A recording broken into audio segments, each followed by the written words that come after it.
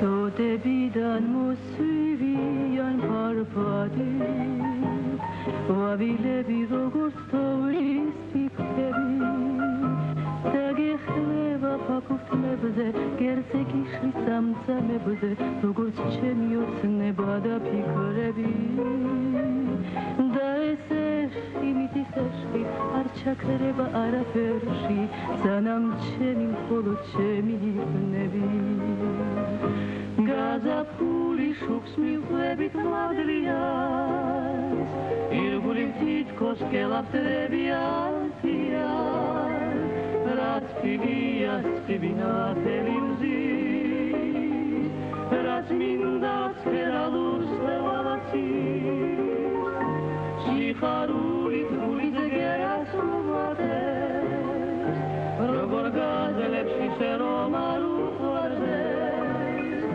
და სიყვარულს არ უმღეროს დიდება სანამ ხელად გაზაფხული იქნება საწმინდა ზევილის ისე მიხვები აი ესეთი საოცარი ჰანგები. კი, ნამდვილად მოგესალმებით ყველას. დღეს არის 15 ივლისი, ოთხშაბათია, ქეთი კეკელია, გოგა ჩართოლანი ვიწყებთ თქვენთვის მუშაობას დღის 2 საათამდე. დღე პირველ არხზე და როგორც თქვენ უკვე მიხვდით, რა თქმა უნდა, ჩვენ დავიწყებთ საუბარს ჩვენს მართლაც საოცარ მომღერალზე, რომელსაც დიდი და საინტერესო ეპოქა შექმნა ქართულ მუსიკალურ სამყაროში, ქართულ პოპულარულ მუსიკაში, საესტრადო მუსიკაში, ასე უწოდებდნენ მას წლების განმავლობაში. ქალბატონი ნანული აბესაძე, რომელიც დღეს იუბილარია, მას 90 წელი შეუსრულდა, ეს უკვე ის ასაკი, როდესაც ჩვენ შეგვიძლია გავამხილოთ და სიამაყით ვთქვათ. რომელსაც ვერ გრძნობს ჩვენი სტუმარი ქალბატონი ნანული, ძალიან კარგი, მოგესალმებით და უღმესი მადლობა. დღეს კვლავ მოიცალეთ ჩვენთვის, მოხვედით ჩვენთან და ხართ ძალიან მხნეთ, ძალიან კარგად, იმიტომ რომ ახლა ჩვენ ვსაუბრობთ ქეთი არა, სწორედ როგორი რეჟიმი აქვს დღის ქალბატონ ნანულის და რაშია მისი, ასე ვთქვათ, გარკვეული რეცეპტიც იმისი თუ როგორ შეინარჩუნოს მან ჯანი, რაც ახალგაზრდასაც არ აწყენს არა თუ ჩემ ასაკში მყოფ ადამიანს, ეს არის მუდმივად ფეხით სიარული, არა ქალბატონი? და ცურვა. და ცურვა, რაც მნიშვნელოვანია. აუცილებლად. ცურვა, თქვენ ყოველდღე ცურავთ, არა? ყოველ დღე არა, კვირაში 3. კვირაში 3. ხო, ნუ ესეც აკმარისია. ნეტა მეც ვიცურო, კვირაში 3 როგორ მინდა ხო? ეს უნდა იყოს მაგალითი ყველასთვის. კი, ეს დღემდე წასაშორის კვირაში 3-ჯერ, 4-ჯერ ვაკეთებ ფეხებს კედელზე. კედელზე. და დგევარ ესე ცოტა ხანი. აი ეს რეცეპტი აუცილებლად ჩავიწეროთ ყველამ. აი ხო ცოტა ხანში ჩვენ გვექნება ჩვენი დღევანდელი რუბრიკა, რომელიც არის ტრადიციული ჩემი ასაკი და იქაც მე განვავრცობთ ამას და უფრო კარგად ვისაუბროთ. ქალბატონი ნანული, კიდევ ერთხელ მადლობა რომ მობრძანდით. თქვენ ამას წინათ გქონდა ძალიან კარგი საღამო. თქვენი სოლო კონცერტი შემოქმედებითი საღამო, რომელსაც ავარებელი თქვენი თაყვანისმცემელი დაესწრო და აი ამ შთაბეჭდილებით მინდა რომ დავიწყოთ ჩვენი საუბარი ამ საღამოსი და იმ შეგრძნებით, როდესაც თქვენ მრავალი წლის მერე კვლავ სცენაზე, ასე ვთქვათ, დიდ სცენაზე სოლო კონცერტით გამოხვედით. აი ამითი დავიწყოთ ჩვენი საუბარი დღეს და მე მომავალ გეგმებზეც ვისაუბროთ აუცილებლად. მადლობთ. როგორ ჩაიარა ამ საღამომ და რა იყო ყველაზე მნიშვნელოვანი თქვენთვის აი ამ შემაჯამებელ ერთგვარ აი ამ მრავალი 10 წლეულის განმავლობაში, როდესაც თქვენ ემსახურებოდით ქართულ კულტურას, ერთგვარი შეჯამება იყო თქვენც მღეროდით, თქვენი კოლეგები მღეროდნენ. ხალხის სიყვარული. ხელეთ ბაწვილი კტაშს კი არ უკრავდნენ, აი ესე მიქნებდნენ ხელ. ამაზე კარგს ვერაფერს ვერ ვინატრებდი და ძალიან უყვარ ეტყობა ხალხს. რა თქმა უნდა, თქვენ მეც მიყვარს ისინი ძალიან. მე მათთვის მღერი. თქვენ სიყვარული ამოძრავებს სამყაროს. გენატრებათ მაყურებელთან შეხვედრა სულ ქალბატონი ნანული. ძალიან მენატრება. ზოგიერთი ამბობს რომ დავიღალე, აღარ მინდა, ჩემი უკვე ვიმღერე. არ არსებობს. ყოველთვის აი რომ მითხრან ქუჩაში ვიმღერებ. კი, მათთან ერთად მიმღერია სკოლასთან, 53 სკოლასთან, იქ ჩვენთან ახლოს არის. და იქ არის რაღაც ისეთი კაფესავით გარეთ. იქ დამდგარ ვარ და ძალიან კარგი დრო გაგვიტარებია, მე მღეროდი. ეს ძალიან კარგია. ახალგაზრდები, აი ხო თქვენ სკოლა ახსენეთ და ანუ ახალგაზრდების ინტერესებიან, აინტერესებთ თქვენი სიმღერა, თქვენი პიროვნება და გიცნობენ.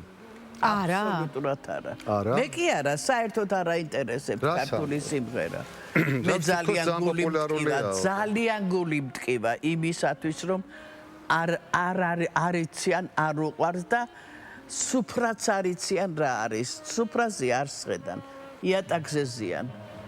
ხო, ну ეს თანამედროვე ახალგაზრდები იცით სხვათა შორის ეს მდგომარეობა უფროსი თაობის დამოკიდებულება ასეთი სახის ახალგაზრდების მიმართ თქვენ თაობაშიც იყო, თქვენს წინამორბედ თაობასაც ჰქონდა პრეტენზიები, ალბათ თორსა თქვენ ახალგაზრდა იყავით, რომ ისე ვერ მღერიან, რა თქმა უნდა, ალბათ მშობლები ამბობდნენ, რომ თქვენ სულ სხვანაირები ხართ, ჩვენ დროს სულ სხვანაირები ვიყავით, ხო ასეა? ასე რომ ეს რაღაცა ერთგვარი ტრადიცია, რომელიც გრძელდება და ცხოვრება გრძელდება და იცვლება. ხარშუგა და ბოლშევიკებმა ისე გაწყვიტეს, რომ აღარ ჩამას მე საერთოდ არ არის. აბის მონტანიც აღარ დარჩა. კაუტონ ნანული, აი ბევრი იმ პერიოდის თითქმის ყველა ძალიან ცნობილი კომპოზიტორის ნაწარმოები გაქვს შესრულებული სიმღერა, მაგრამ აი თქვენი კომპოზიტორი მაინც ვინ არის, ვისაც ყველაზე კარგად მღერა? ბიძინა კვერნაძე. ესეთი კომპოზიტორი საქართველოს არ ყოლია. ნართლა? ნამდვილად. ნუ მიწყენს, ნუ რავი, ნუ ყველა კარგია, ნუ რაზია ლაპარაკი, მაგრამ აი რაღაცას სხვა მუსიკა მოდის ბატონ ბიძინასაგან. ზითი მაინც ეს ჰარმონია გამორჩეული სიმღერა მისი უფრო ღრმა და ადვილად კი არა უფრო კარგად მოდის თუ აი არის ძალიან ღრმა არის. აი ბოლო სიმღერა იყო მისი გზა სამთვარი შუქით გამთბარი თოვლადნება ზამთარი ჩემი ამაღლების ტაძარი სიზმარში ჩნდება აი არაჩვეულებ მე არის იშლება სიმღერა საოცარია. ქალტონანული, აი როგორ ხდება? თქვენ ირჩევდით კომპოზიტორს, კომპოზიტორი გირჩევდათ თქვენ და გთავაზობდათ სიმღერას. აი როგორ ხდებოდა ეს პროცესი როგორი იყო თქვენ შემთხვევაში? მე რა უნდა ამომერჩია, ხო არ ვიცოდი ვინ რა დაწერა. თვითონ კომპოზიტორი დამირეკავ და მოვიდოდა. რომ თქვენთვის მაგ დაწერილი სიმღერა თვითონ მოუტანია ჩემთან სახში წვიმა იყო საშინელი ქარი და აი ამ დროს მოვიდა და მომიტანა სიმღერა. დანარჩენებთან მივდიოდი ბატონ რეზო ლაღიძესთან. ბიძინა კვერნაძე იყო ჩემი ღმერთი. სიმღერის ღმერთი, მუსიკის ღმერთი. და როგორც ადამიანი. და ქალტონანული ყოფილა შემთხვევებსაც მაგალითად თქვენ გიმღერიათ ის რაც არ გინდოდათ რომ გემღერათ, მაინც ყოფილა ასეთი. კი. და რამ განაპირობებდა ამას დაკვეთა ავალდებულება? დაკვეთა, რომ აუცილებლად უნდა მემღერა. კონკრეტულ საღამოზე გამოსვლა. კინოფილმების ძალიან ბევრი ფილმი მაქვს გახმოვანებული და მომწონდა ესენი. ეს პროცესი. კი. და პარტნიორი ყველა მოგწონდათ, ვისთან ერთადაც მღეროდით და გამორჩევდით ვის? პარტნიორი სულიკოსთან მიმღერია და ჩიტოლი აჩხეიძესთან. შორიგზიდან სათფოს ველი ესე მოლოდინში არის ეს კინოფილმში. დანარჩენები ჩვეულებრივად მიმღერია, მაგრამ სოლო. სოლო, თქვენ ძირითადად სოლო შემსრულებელი იყავით და განსაკუთრებით საინტერესო იყო ის პერიოდი, როდესაც თქვენ ცოცხალ ორკესტრთან ერთად მღეროდით იმ პერიოდში, რეროში ძალიან ცნობილი ორკესტრი, მართლა არაჩვეულებრივი კომპოზიტორი, საერთოდ რომელიც ჩვენ დავიწყეთ აი ამ ჩვენი დღევანდელი ეთერი და ძალიან საინტერესო იყო. აი თუ გავიხსენებთ ამ პროცესს, ამ პერიოდს, როდესაც თქვენ რეროში კონსტანტინე პელზნათან ერთად მოღვაწეობდით, მუშაობდით და ვინ იყო კიდევ თქვენთან ერთად იმ პერიოდში რეროს სოლისტები? სულიკო კოროშინაძე. ცოტა ხანი იყო ლოლა ხომიანცი. ეს ერთ-ერთი პირველი პერიოდია რეროსი, როდესაც მან დაიწყო თავი. მე შემდეგ წავიდა ის უკვე სასომხეთში. ჯადუგიშვილი. ეთერი კაკულია იყო ცოტა ხანი. მეტი არავინ. მე და სულიკო ვიყავით ძირითადად. მე სულიკო და გია ჭირაკაძე. და აი ის მუსიკა, რომელსაც გვთავაზობდა იმ პერიოდში რერო, იყო ძალიან ახალი ჩვენთვის. იმიტომ რომ ეს რაღაცა დასავლური ნოტები შემოდიოდა ქართულ მელოდიებში, ქართულ ესტრადაზე და შესაბამისად აი იმ პერიოდის ძალიან ისეთ მყარად დამკვიდრებულ საბჭოთა თუნდაც მუსიკალურ ჰარმონიებში, რომელიც აუცილებლად რაღაცნაირად უნდა ყოფილიყო ჰიმნებთან და პათეტიკასთან მიახლოებული, ძალიან მელოდიური გახადა არა ამ პერიოდმა და რეროს პერიოდმა. იყო რაიმე ხელისშემშელი ფაქტორი, რომელიც თქვათ ზემოდან ცეკადან გვეუბნებოდა რომ ეს არ ვიმღეროთ და ეს შეგიძლიათ. იცით რა ცენზურის თემა. მაგას გვერდი მინდა აუარო, იმიტომ რომ გულს მტყენდა ერთი რამ და არ მინდა ამის მოყოლა, მაგრამ დღეს უკვე შეგიძლიათ ალბათ ამაზე ვისაუბროთ თავდანან. ერთი აი ორეროზე მინდა. მონმარტზე ვიყავით, ღამე იყო. პარიზში. და კიბეებზე ისხდნენ ესეთი ყმაწვილები დახეული შარლით რაღაცა. ბოჰემური ასე ვთქვა. ხო. იმ პერიოდის პარიზის. აბსოლუტური სიჩუმე ჩამოვარდა უცებ. და მისი წერების ბზუილი ისმოდა და უცებ მოდის ახალგაზრდა ბიჭები. ოღეღო იმღერიანა, მოიმღერიან ამ სიმღერას. ისე გამიყვირდა, ეთყობა კონცერტზე იყვნენ, აბა ისე საიდან აიღებდნენ. ოღეღო ამ ჟენია მიროშნიჩენკო უკრაინის ბულბულს ეძახდნენ. მოვარდა ჩემთან და მითხრა ნანულინკა ტიპა ბიძილა პასმატრი что они поют. ხო და მოვიდნენ ეს ბიჭები და რო დამინახეს მისნეს და დაიჩოქენ და კაბას მოკიდეს ხელი და აკოცეს კაბას. ნუ რაღაცა საოცარი ეს ოლიმპიაში გამოსვლის შემდეგ. ეს მრავალ გაზეთებში დაიწერა, ტარივერძიევმა გამოჩენილმა კომპოზიტორმა დაწერა გაზეთში, საქართველოს გაზეთებშიც დაიწერა. დაიკარგა ეს გაზეთები, სად არის არ ვიცი და აი ასეთი გამარჯვება მოიპოვა ამ სიმღერამ. აი ეს პერიოდიც რო გავიხსენოთ მართლაც ახლა თქვენ ახსენეთ და აი პარიზში თქვენი გასტროლი ეს ძალიან იშვიათად ჰქონდა ვინმე ქართველ შემსრულებელს და არა მარტო ქართველს იმ პერიოდის საბჭოთა შემსრულებლებსაც კი რქონია ყოველას ის პატივი რომ პარიზის ასეთ ყველაზე გამოჩენილ სცენაზე და ყველაზე დიდ სცენაზე სადაც მოხვედრა მართლაც მსოფლიოს საუკეთესო ვარსკვლავები დღემდე ილტვიან თქვენ ამ სცენაზე იდექით და მღეროდით. აი როგორ მოხვდით საერთოდ ამ სცენაზე და როგორი იყო ის შეგრძნებები, რომელიც საბჭოთა ჩაკეტილის სივრციდან გასულ მომღერალს მაპატიეთ შეგაწყვეტინეთ. იცით როგორ იყო ბრუნო კოკატრიქსი ჩამოვიდა ეს იმპრესარიო ცნობილი. ერთი იყო ამერიკაში და მეორე საფრანგეთში. ჩამოვიდა და მოგვისმინა ყველას და მე და სულიკო და გია ჭირაკაძე ორერო რომ ძალიან მოეწონა ეს სიმღერა და წაგვიყვანა მორჩა და ასე გაგიშვეს თქვენ შეფერხების გარეშე იმ პერიოდში. ეს რომელი წელია ქალთონანი? 66 წელი, ხო, ეს უკვე ის პერიოდი, როდესაც ძალიან რთული აქედან გასვლა მითითო კონცერტები. რა ემოცია იყო თქვენთვის პერსონალურად აი პარიზში ჩასვლა და იქ მაყურებლის წინაშე გამოსვლა? საოცრება. სად ვიყავი არ ვიცი. ღამე არ მიძინა, არ მეძინა ღამე. სიხარულისგან. დღისით რაღაც 2 საათი და ისიც გავრბოდი გარეთ ქუჩაში. ხან მაჩერებდნენ ქუჩაში ახალგაზრდა მამაკაცები, თქვენ იტალიელი ხართ, თქვენ ფრანგი ხართ, თქვენ რუსი ხართ. მაშინ რა იცოდნენ ქართველი ვინ იყო საერთოდ? ო, ნუ არ იცოდნენ. ძალიან ცოტა ვინმე მიცოდა, იმიტომ რომ საბჭოთა იმპერიის ნაწილი ვიყავით. მე აქედან წავიღე რაღაც ნაკეთობები, მისი ხელნაკეთი ნივთები? ნივთები რაღაცა და რო შევდიოდი და ვყიდულობდი, საჩუქრად ვაძლევდი თითოს. და მეორედ რო შევედი, დუხი მინდოდა მე, სუნამო მინდოდა მეყიდა. ფრანგულის სუნამო. ფრანგული ხო და კრასნაია მოსკვაზე ვიყავით ხოლმე. რო დაურიგე ამ ქალბატონებს თითო გამყიდვა სამნი იყვნენ. თითო ფლაკონი ლორიგანი მაჩუქეს. ძალიან გამიხარდა. და მე წამოიღეთ იქედან. პაულო იაშვილის ქალიშვილს ვაჩუქე გავიგე რომ უყვარს ეს სუნამო და გავიგე და მივიტანე და ვაჩუქე. იქ ქართველებს ხო არ შეხვედრით? რა საკვირველია შევხვდი. მე და გია წავედით, წაუღეთ რაც უქონდა ის აქედან წაიქცა. ჰიზილალა 10 კოლოფი. 5 წაგვეყუდათ, 5 ჩვენ გვეჭამა.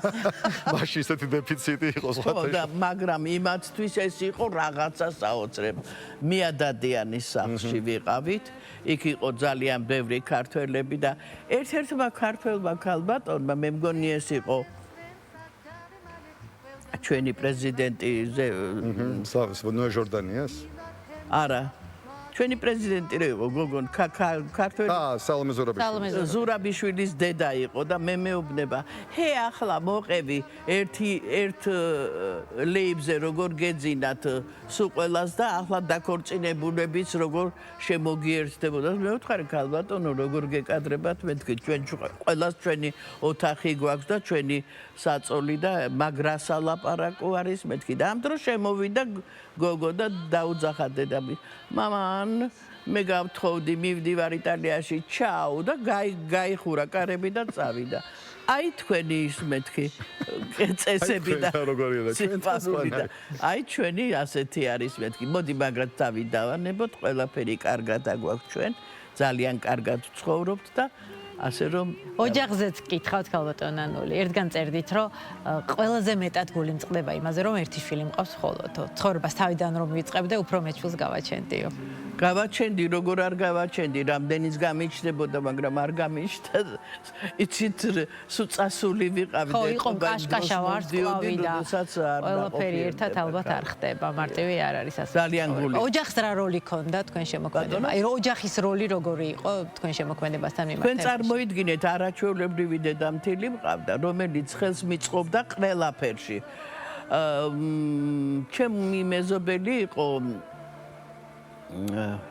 ცისანა ტატიშვილი და იმას მიუტანეს კაბა არაჩვეულებრივი და მეორე კაბაც იყო და დამირეკა რომ შენთან გამოვგზავნიო და საესტრადო არისო ესეო და 3000 ლარი მანეთი იყო მაშინ კაბა ღირდა 3000 მანეთი ასეთი თანხები იყო მე რა ძვირი არის მეთქი და ამ დროს ჩემი დედამთილი იყო ძალიან მაგარი ქალი და ცოტა უხეში ქალი იყო და ადგა ეს და მოკიდა კაბას ხელი აიღე წაიღე მე მყიდულობ ამ კაბასო და რაღაცა გაყიდა სამეული თუ რაღაცა გაყიდა და აი ეს იყიდა მიყიდა კაბა აი ასეთი ქალი და ეს დიდი ბედნიერება როდესაც იმიტომ რომ იცით ისეთი პერიოდია როდესაც გაჭირვება კი გაჭირვება ეს თავისთავად ცხადია ძალიან და მართლა არც არაფერი არ იშოვება და ესე გადამყიდველებში თუ იყიდი რაღაცას აი თქვენი სასცენო კოსტიუმები ყველა ხო თუნდაც აი ეს ულამაზესი კაბა არ გაცვიათ ახლა ფოტოზე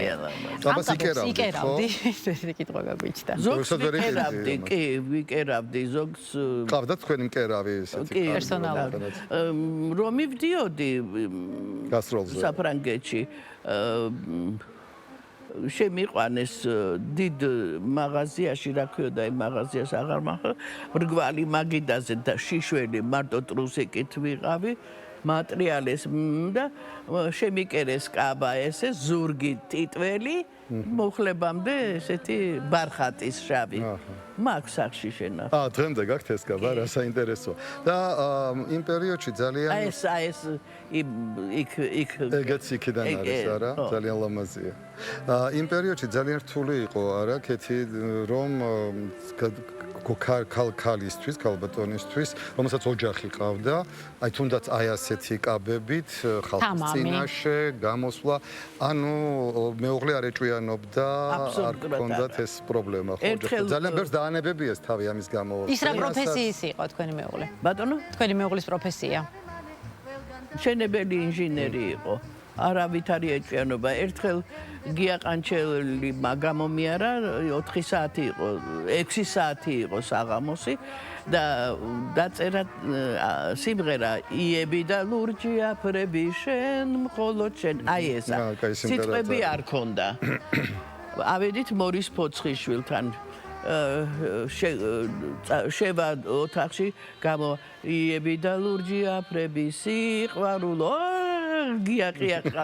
გიჟდებოდა არა და დილის 4 საათია გადასვენებელ 6 ჭიქა ფინჯანი ყავა დავლიეთ და ვართ გადასვენებული ესე და უცებ მე იები და ლურჯი აფრები შენ მხოლოდ შენ უცებ გია რა ნანული რა თქვიო იები და ლურჯი აფრები შენ მხოლოდ შენ და ესე გავაკეთე თავისთავად აი შენ გაიმარჯვეო მითხრა მოვიდა წამ ამიყვანა ხელში ესე მატარა ყველა უყურებს სოლი არ დააგდო ცოტვაო და დილის 4 საათზე მომიყვანა სიტყვა არ უთქვია ჩემ მეუღლეს რატო დაგაგვიანდა რაღაცა იცოდა ძალიან დიდი ბედნიერება და იცოდა რომ აი ასეთი ადამიანის ხელში ვიყავი თქვენ გენდობოდა იცი რა ამან ხელი სამდღოდ შეუწყო იმას და მე მინდა რომ ხაზი გაუსვა სწორედ ამ ფაქტს რომ ოჯახის მხარში დგომა და ყველაზე მეტად დედამთილი მედგა ეს არის ძალიან მნიშვნელოვანი მიუხედავად იმისა ძალიან ისეთი ქალი იყო კი ახლა თქვენ ტექსტი ახსენეთ და რა მნიშვნელობა ქონდა თქვენთვის სასიმღერო ტექსტს ძალიან დიდი ბევრს უსწორებდით ხოლმე მე კი არ ვასწორებდი ისე მივდიოდი მასთან და რაღაცას ისა აი მაგალითად იები და ლურჯი აფრები სიხარულო რაღაცა იები და ლურჯი შენ მხოლოდ შენ აი ეს კარგიაო და ხო ანუ ტექსტი ქონდა ძალიან დიდი მნიშვნელობა ძალიან რომ რას მღერი იმიტომ რომ ძალიან შედარი ხოლმე თორემ გონიათ რომ მხოლოდ მელოდიაა მნიშვნელოვანი და ამ დროს ტექსტიც და სხვათა შორის ტექსტის ავტორებს უკვე ნაკლებად იხსენებთ ხოლმე რა ძალიან ცუდია იმიტომ რომ სიმღერაში ორივე მნიშვნელოვანია ქალბატონი ნანული აი თანამედროვე დღევანდელ ქართულ სიმღერას თქვენ ბუნებრივია უსმენთ და ძალიან ბევრი შოუ, ბევრი კონკურსი სატელევიზიო, ძალიან ბევრი მღერის დღეს, აი განსაკუთრებით ესე ვთქვით პოპულარული თანამედროვეს? ხო, აი დღევანდელ კომპოზიტორებს. მე ვერაფერი ვერ გაუგე. ვერა? არ მოგწონთ თანამედროვე მომღერლები? მელოდია უნდა იყოს, არ არის მელოდია.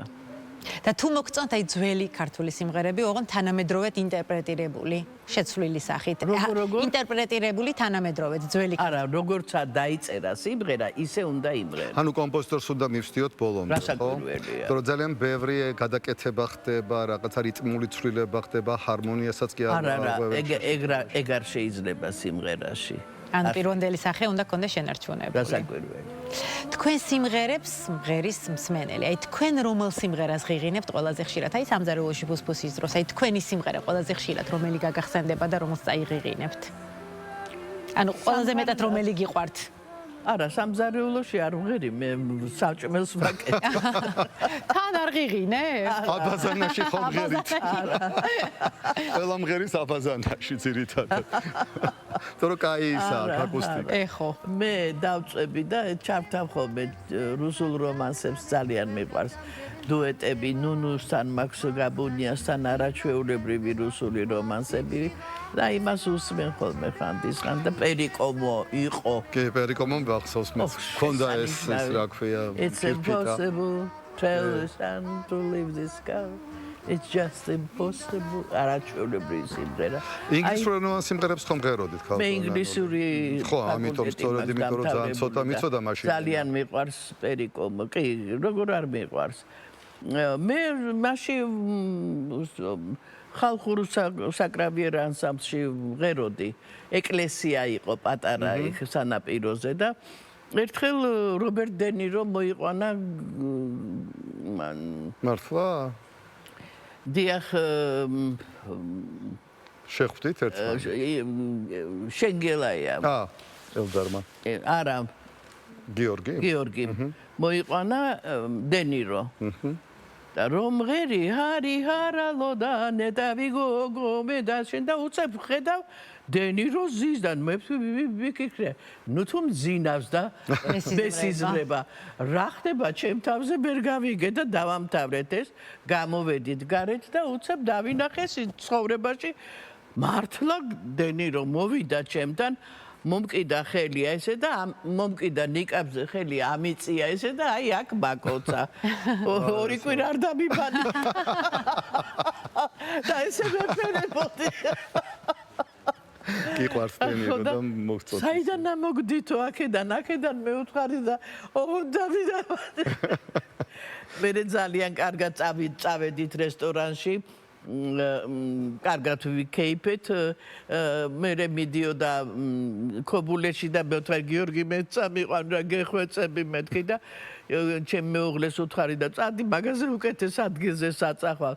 გააგიჟეს ქუთაისელებმა. ხო არა. ნუ რაღაცა ხაჭაპურს ყველი ასე გააგიჟდებოდა ბარაკი. საოცრება, მაგრამ ყველაზე მეტად მოეწონა ღომი და სულგუნი. მეც ძალიან მიყვარს. ქალტონანული და ფინალისკენ აი ვთქვათ შესაძლებელია თუ არა, ან ფიქრობთ თუ არა, რომ აი ეს თქვენი საიუბილეო წელი მარტო თბილისელ მაყურებელს კი არა, ვთქვათ რაღაცა რომელიმე საქართველოს რომელიმე ქალაქში ან ქუთაისში ან ბათუმში ან თელავში, რომ იმ მაყურებელსაც გაუმართოთ თქვენი კონცერტი და მათაც ისიამოვნონ თქვენი მოსმენით დღესაც. იცით რაშია საქმე? კარგად ხართ ფორმაში ჯანზე მშვენივრად? კი, მოსკოვში გავაკეთებდი, მაგრამ ის მაყურებელი და ის მსმენელი აღარ არის. ყველანი წასულები არიან საზღვარგარეთ და ვის უმღერო?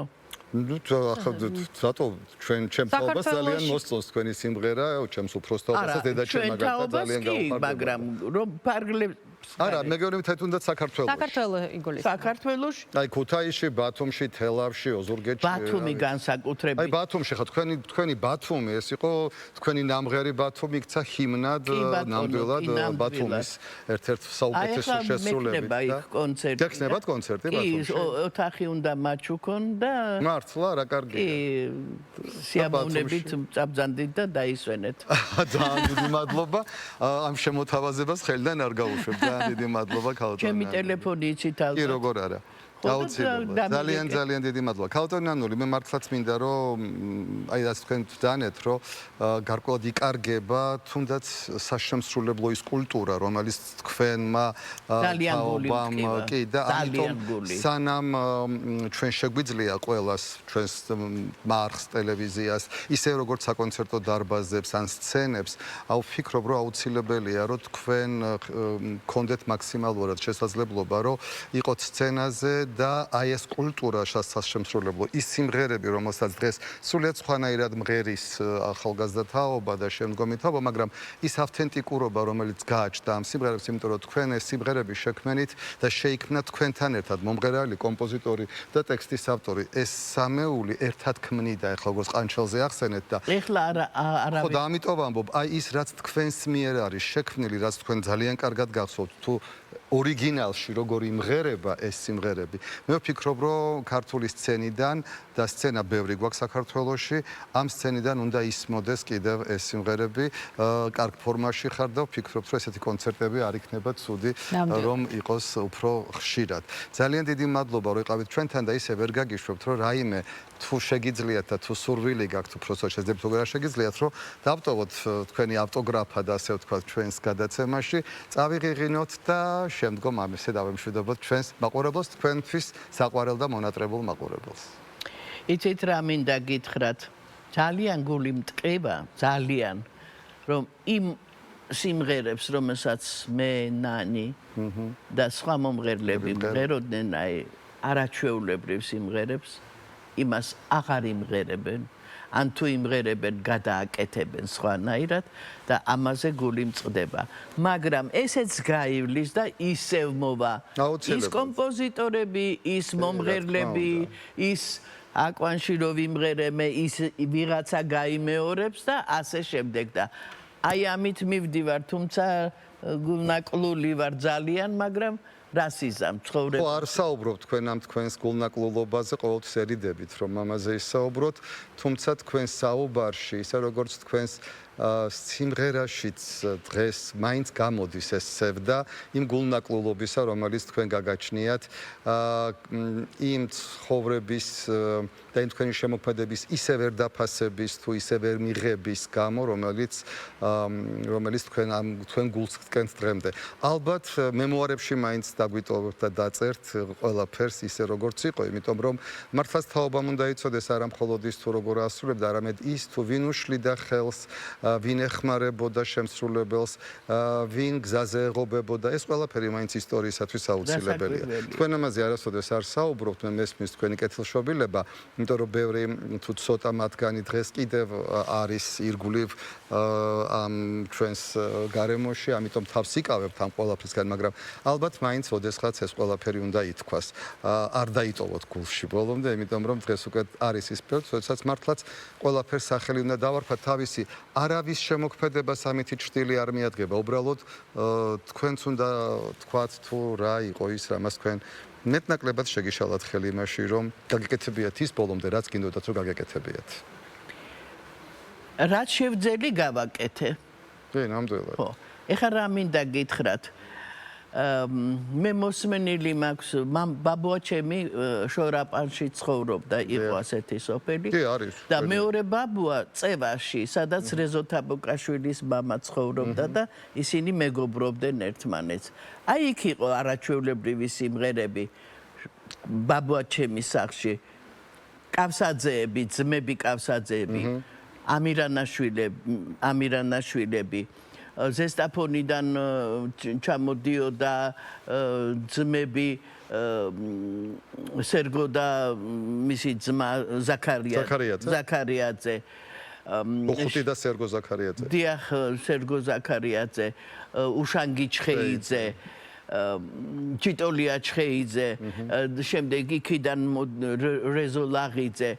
აი ესენი ჩამოდიოდნენ კავსაძეები და შემადგენლობა წარმოიდგინეთ. ესენი ჩამოდიოდნენ აქ და ინგლისელები, ერთი 4 კაცი იყო, ძალიან ეტყობა დიდი არისტოკრატები იყვნენ.